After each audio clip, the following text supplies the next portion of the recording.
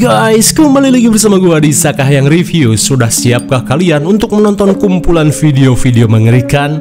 Sesuai request kalian, kali ini Sakahyang akan membahas sebuah film yang berjudul VHS 85 tahun 2023, di mana film ini merupakan kompilasi dari beberapa video mengerikan yang terjadi di setiap penjuru dunia. Dan video kali ini akan mengangkat kejadian-kejadian di tahun 1985 sesuai dengan judulnya. Dan Sakahyang jamin, film ini benar-benar mengerikan. Oke lah, daripada kelamaan, mending kita langsung saja ke pembahasannya. Dan jika kalian suka dengan channel ini seperti biasa, silahkan subscribe aja, biar gak ketinggalan video menarik lainnya dari Sakahyang.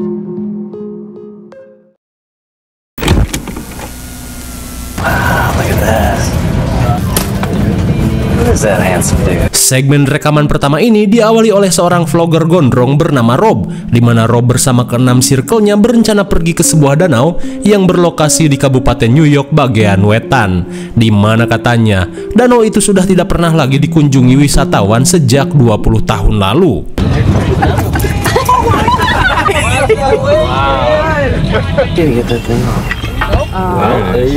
Here we are.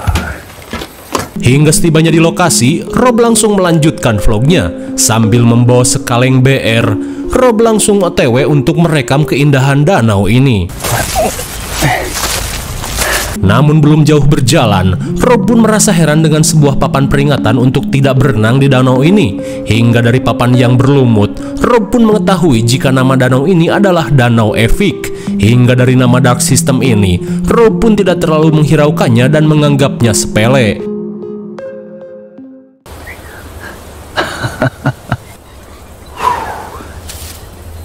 This place looks weird. Oh. What you looking at? Sesaat kemudian, Rob pun kaget saat ditegur oleh Robin. Lantas sambil memberikan kameranya, Rob berkata jika barusan ia menemukan bangkai tupai. It's right over. Lah kok hilang bro? Sontak Rob pun heran dengan bangkai tupai yang tiba-tiba menghilang begitu saja. Sekembalinya ke camp, seorang wanita bernama Anna terlihat sedang dipijit ayangnya yang bernama Jared, di mana mereka memilih untuk indahoy dalam tenda ketimbang harus basah-basahan.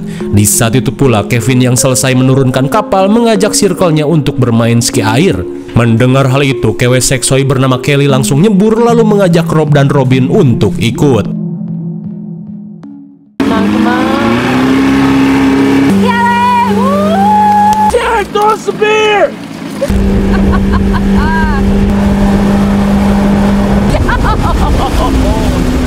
Dirasa seru juga, Robin yang penasaran berniat mencoba permainan tersebut. Namun sesaat kemudian, Robin yang kesulitan meminta tolong pada Rob untuk membantunya memasang sepatu ski.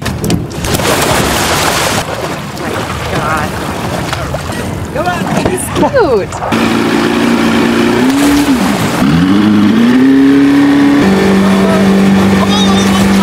It hurts my arm. One more someone's at the landing. Is it DNR?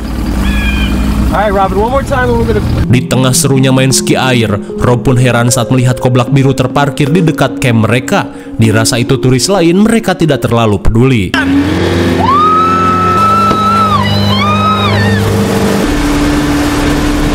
Lah, entah apa yang sebenarnya terjadi, tiba-tiba saja Robin terjatuh dan tak sadarkan diri. Hingga saat mereka mengecek keadaannya, sontak mereka pun syok parah saat mendapati Robin sudah terkena tembakan. Lalu tiba-tiba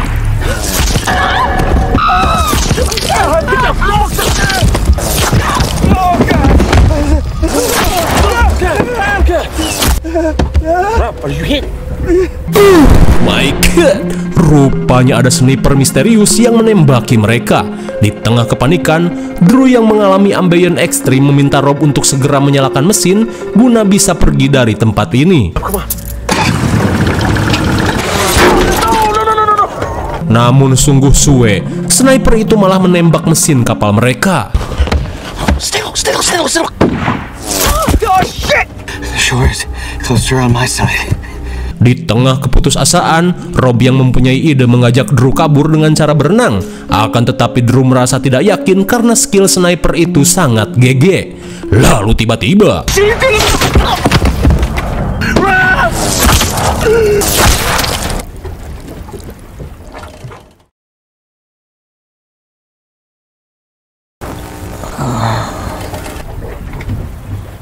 Drew? Drew!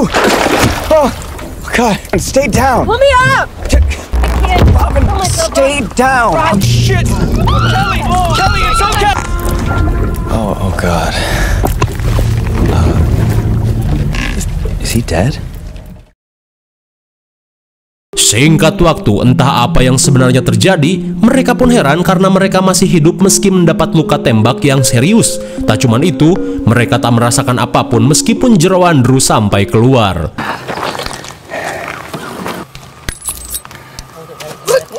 Check this out!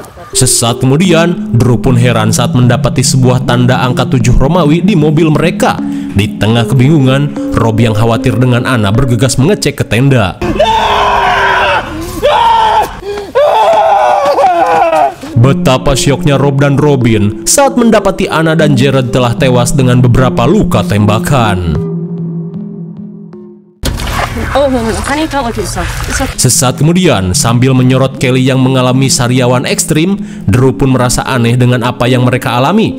Karena menurut logika, dengan luka-luka fatal seperti ini seharusnya kita sudah meninggoy. Begitupun dengan Robin, di mana ia merasa kini mereka sudah seperti zombie saja.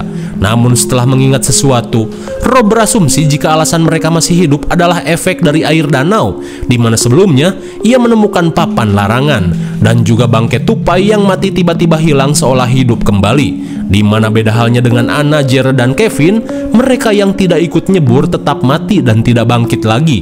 Meski terdengar tidak manuk akal, mereka pun yakin jika sesuatu telah terjadi pada air danau ini. Di saat itu pula, Robin yang kepikiran sesuatu berencana untuk menuntut balas pada si sniper, di mana ia ingin si sniper ini merasakan apa yang mereka rasakan. Tapi sebelum itu, Rob diminta untuk mengecek rekaman guna melihat plat nomor si pelaku yang sempat terekam. Hi, Uncle George. Hey, Ruthie. Oh, hi, Uncle Jeff. Rex.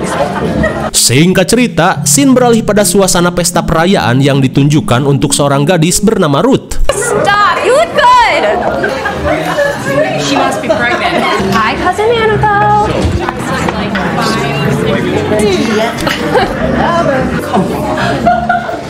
Di tengah meriahnya pesta, Ruth yang ingin tersorot kamera meminta sepupunya yang bernama James untuk menggantikannya menjadi kameramen.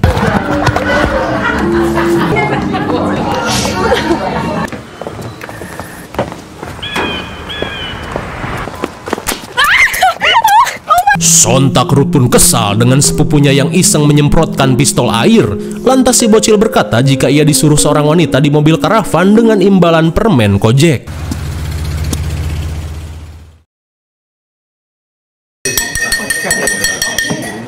Singkat waktu di malam harinya, ibu Ruth bernama Isoh mengucapkan terima kasih pada keluarganya karena telah memeriahkan acara pesta perayaan putrinya, di mana kini putrinya telah lulus dan menjadi keluarga The Hunter Seven yang sejati.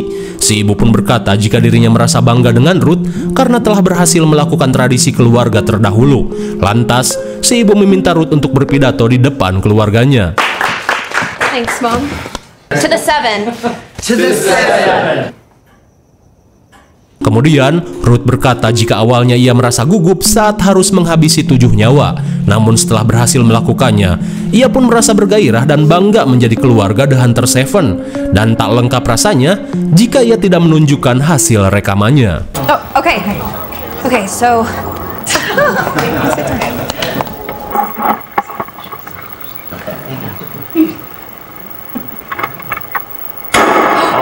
Ternyata Ruth lah si sniper yang telah menembak Circle Rob demi untuk melanjutkan tradisi keluarga sesatnya. Dan kini kita akan menyaksikan kejadian itu dari sudut pandang Ruth.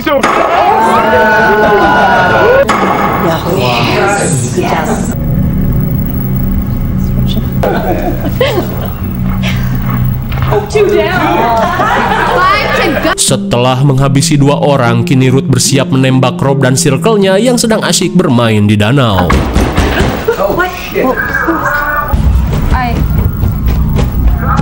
Namun di tengah asiknya menonton, sontak mereka pun panik saat rumah ini dikepung oleh FBI yang sudah lama mencari keberadaan keluarganya. Dirasa waktunya sudah tiba, mereka pun bersiap untuk melakukan perlawanan. Amanda, more guns on the couch. Ready? Come on, come on. Coming in hot. You're okay? Oh, this cat. Di tengah situasi genting, si ibu memberitahu Ruth jika mereka tahu suatu saat hal ini akan terjadi. Namun si ibu meminta Ruth untuk melawan sampai titik darah penghabisan dan jangan sampai tertangkap dalam keadaan hidup untuk menghindari interogasi. Ruth! What? Ruth!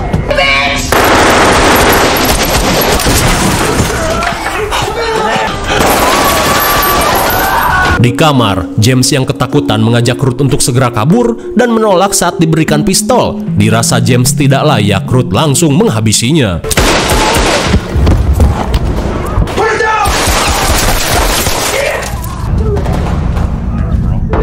Akhirnya, keluarga sesat yang sudah lama buron ini berhasil diratakan oleh FBI.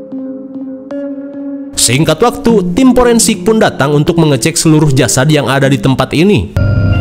Holy shit! Betapa herannya Ruth dengan dirinya yang tidak bisa mati. Takut tertangkap hidup-hidup, Ruth langsung mendiskon usia. Drop it! Drop it! No! Fuck! Bitch! Akhirnya, Ruth yang tak bisa mati berhasil ditangkap FBI dengan keadaan penuh luka tembak. You think this is gonna work? Ternyata apa yang terjadi pada Ruth merupakan ide Robin, yaitu mengisi pistol mainan dengan air danau lalu memberikannya pada si bocil. Dan terbukti sudah, jika air di danau Evik mampu membuat orang-orang tidak bisa mati meski dengan keadaan yang mengenaskan, entah itu anugerah atau kutukan.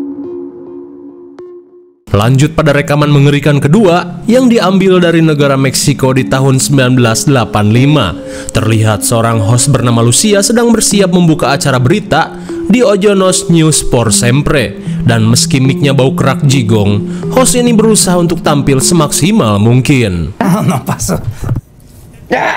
Sementara di lapangan, senyorita Galing bernama Gabriela sedang mempersiapkan diri untuk memulai debutnya sebagai reporter. Namun sebelum live, ia merasa terganggu dengan suara pengamen jalanan. Jika tuh akang-akang ngejerdog heula. Nuhun. Muy decrépita me dijo alguna vez que Señores, ya cállense por favor. Kembali ke studio, Lucia langsung membuka berita. Ahorita TV, León. Buenos días. Noticiero matutino de todo nuestro país. Económica en todo México. Presentarme. Yo soy rodeados de muchas nuevas infraestructuras de los edificios más antiguos. No se pierdan el recorrido de Gabriela hoy al mediodía. Di tengah acara berita, sontak mereka pun panik saat tiba-tiba terjadi gempa. Namun dirasa gempanya hanya sebentar, Lucia si host totalitas tetap melanjutkan acara.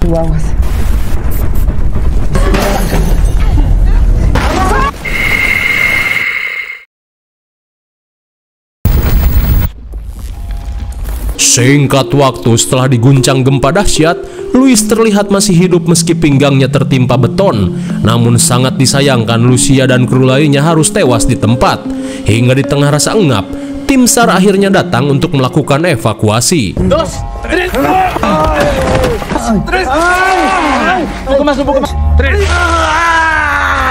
Setelah menyelamatkan Luis, mereka pun berusaha mengajak Luis keluar karena bangunan ini akan segera roboh.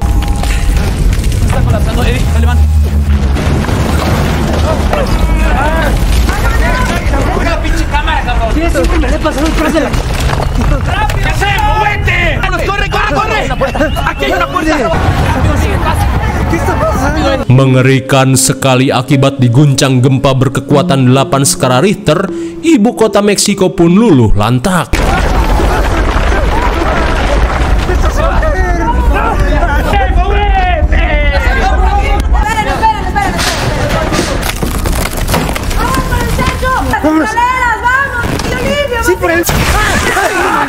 ¡Corre, corre, corre! Aprendiste a hablar bien. Tu hermana me entiende bien. No hay fuego, no hay fuego, ¿están bien? Sí, sí, sí.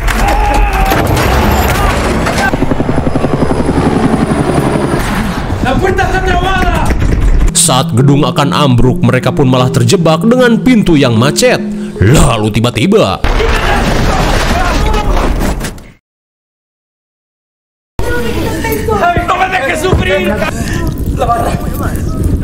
singkat waktu setelah diguncang gempa susulan, mereka pun terperosok dan jatuh ke dalam basement, hingga ketua tim SAR bernama Xavier harus mengalami mules ekstrim tercucuk besi beton 13. Dirasa hidupnya tidak akan lama lagi, Xavier yang tak kuat sakaratul maut meminta Carla untuk menghabisinya.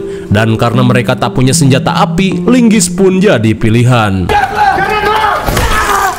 Setelah mengirim Xavier ke akhirat, Miguel pun mengajak yang lainnya untuk segera melanjutkan perjalanan sebelum tempat ini ambruk.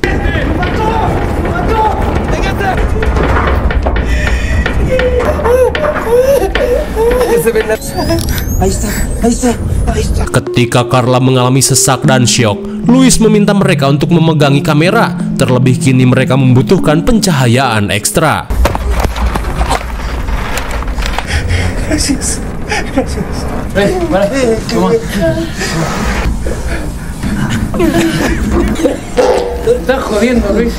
Eta si good boy udah mengengap, Luis yang ketakutan malah bekok di hadapan Eddie. Setelah meresapi kentut Luis, Eddie yang khawatir meminta mereka untuk mempercepat perjalanan.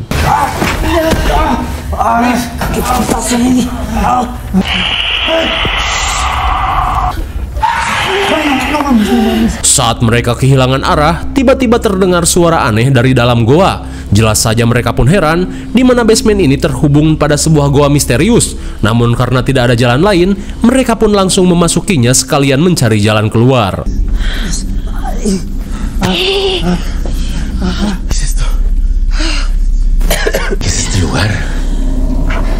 Aneh sekali, setelah melewati asap tebal, tiba-tiba mereka melihat lukisan peninggalan zaman Hispanik.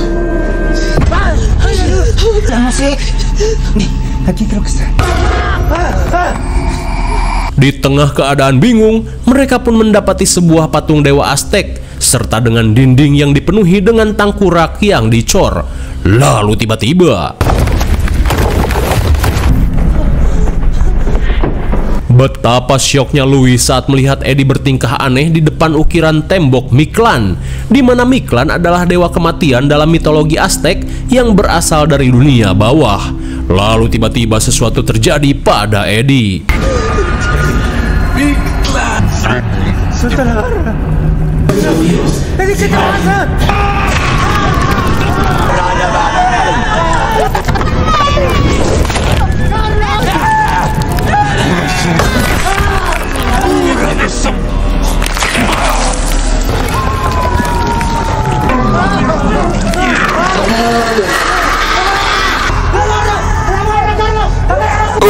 My God, betapa syoknya mereka saat melihat kemunculan Dewa Mictlan yang memakan jantung Eddie. Di tengah kepanikan, mereka langsung berhamburan mencari jalan kabur.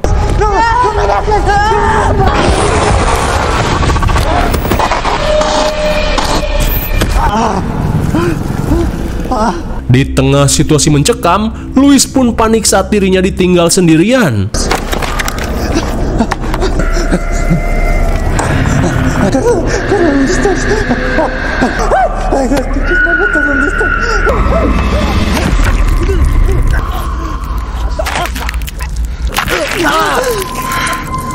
Entah apa yang sebenarnya terjadi, tiba-tiba saja Carla menghabisi Luis.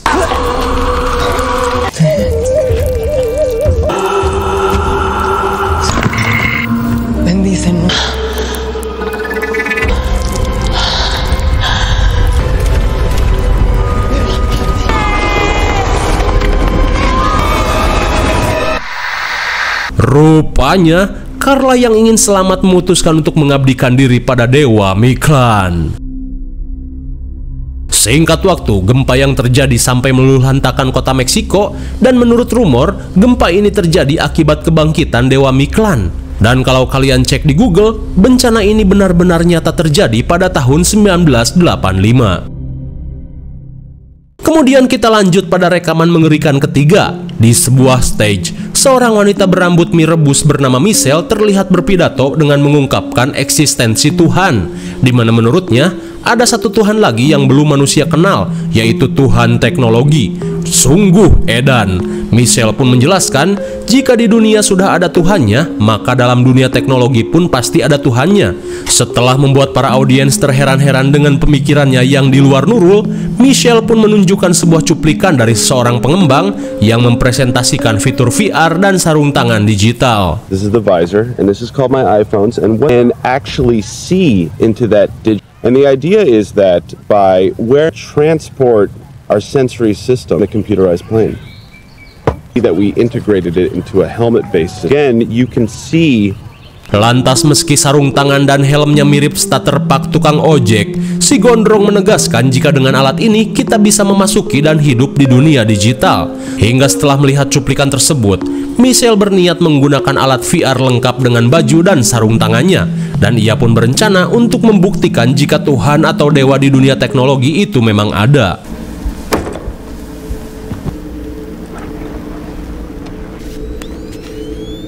Microphones and speakers. Setelah dunia VR tercipta, Michelle pun berniat melakukan sesuatu untuk memanggil keberadaan dewa teknologi.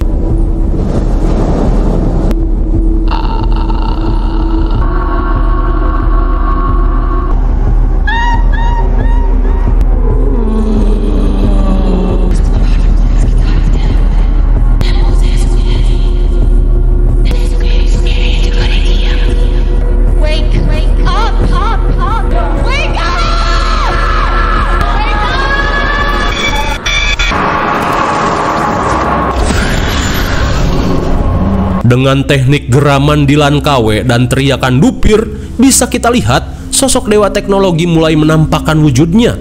Lantas Michelle langsung bersiap untuk memasuki dunia VR. Di dalam dunia VR, Michelle yang merasa ketakutan berusaha membuka helm ojeknya. Akan tetapi helmnya tiba-tiba sulit dibuka.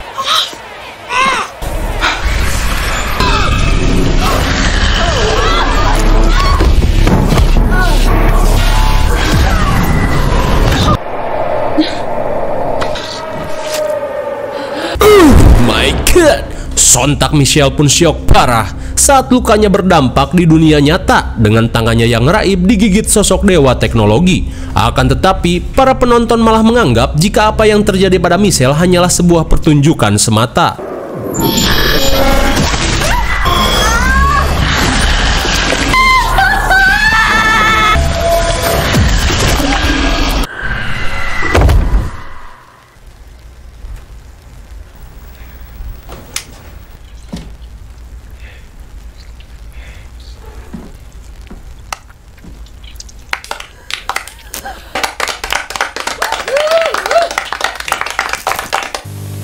Malang sekali, Michelle pun tewas setelah dihabisi sosok dewa teknologi. Dan seperti yang kita lihat, para penonton malah merasa terhibur karena menganggap semua itu hanyalah gimmick.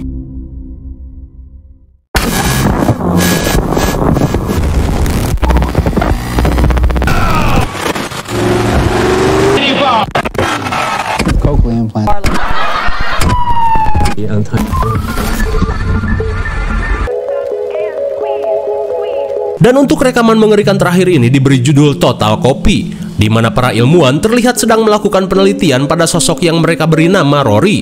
Kira-kira sosok apa Rory ini sebenarnya? Di dalam lab terlihat mereka melanjutkan penelitiannya dengan mencatat setiap perubahan yang terjadi pada Rory. Team was hoping to investigate. There are many. Why is he here? Lantas, meskipun Rory sering diam dan hanya pelangap-pelongo di depan TV, seorang dokter bernama Jordan menyatakan jika sosok Rory ini benar-benar hidup. Singkat waktu, seorang kewes cantik bernama Sarah berkata, "Jika saat ini aku ingin sekali untuk mengundurkan diri dari tim penelitian Rory, karena ia merasa jika penelitian ini sangatlah berbahaya untuk dilanjutkan." Sementara itu, Jordan dan asistennya tergesa-gesa pergi ke ruang penelitian untuk mengecek perkembangan Rory.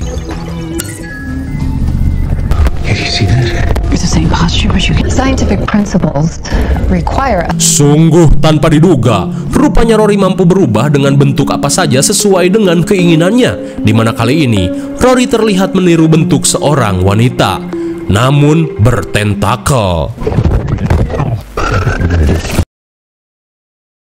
Singkat waktu, setelah berevolusi mengeluarkan tentakel, kini mereka mengetahui jika Rory semakin mahir melakukan perubahan menyerupai manusia.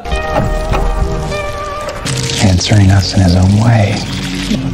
Is that Gary? You account for this? I don't know. Melihat hal itu, Dr. Gary yang wujudnya ditiru merasa ketakutan dan mengajukan untuk mengundurkan diri.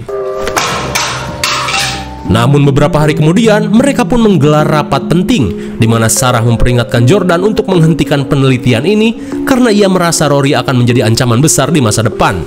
Terlebih mereka terlalu gegabah meneliti sesuatu yang di luar kapasitas. Namun Jordan yang terobsesi tetap berencana melanjutkan penelitiannya. Even as Rory's appearance grew more, He's reaching out, is he not? I think Spratling. Singkat cerita, Jordan yang over terlihat panik saat menganggap jika Rory sedang sakit. Ia pun memerintahkan Gary untuk memberikan suntikan. Mendengar hal itu, Sarah mencoba untuk menentangnya, tapi seperti biasa semua itu sia-sia saja. Beberapa saat kemudian, Gary yang bersetelan APD bersiap untuk menyuntik Rory yang kini memiliki tentakel tajam.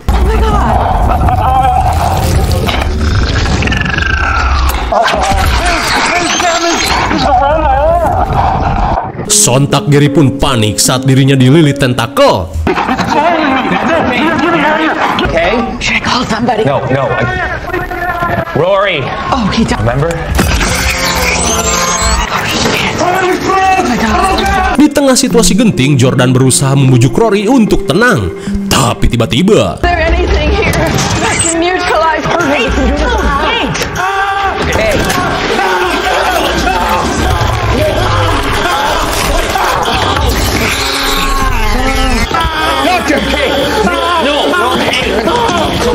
Relax.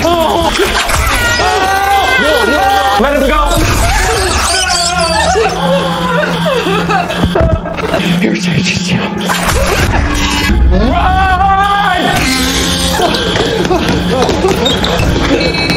di tengah kepanikan, Jordan pun kesulitan membuka pintu akibat tangannya berlumuran darah.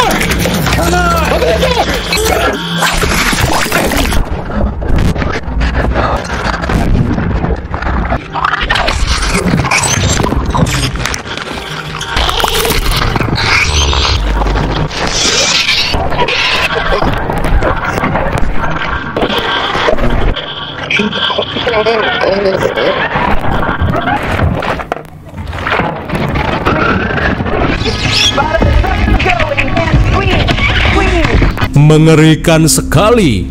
Penelitian yang Jordan lakukan selama ini hanya membuat dirinya dan timnya pergi ke alam barzah. Lalu, film VHS 85 pun sudah berakhir. Bagaimana, mengerikan sekali bukan? Dari dulu, VHS memang membuat para penontonnya seolah-olah menonton video mengerikan yang ada di setiap penjuru dunia. Ibaratnya, kita menemukan berbagai video mengerikan yang sulit dijelaskan secara logika. Jadi tidak ada yang perlu dijelaskan lagi. Tapi gua pengen tahu nih dari awal sampai akhir, menurut kalian video mana yang paling mengerikan? Tulis di kolom komentar. IMDb untuk film ini adalah 5,6 dan menurut saya yang cocok diberi nilai 6,3. Mungkin segini saja review dan pembahasan film VHS 2023. Jangan lupa like, share, dan subscribe supaya kalian tidak ketinggalan jika ada video menarik lainnya dari Sakahayang. Thanks for watching and see you on next video. Bye-bye.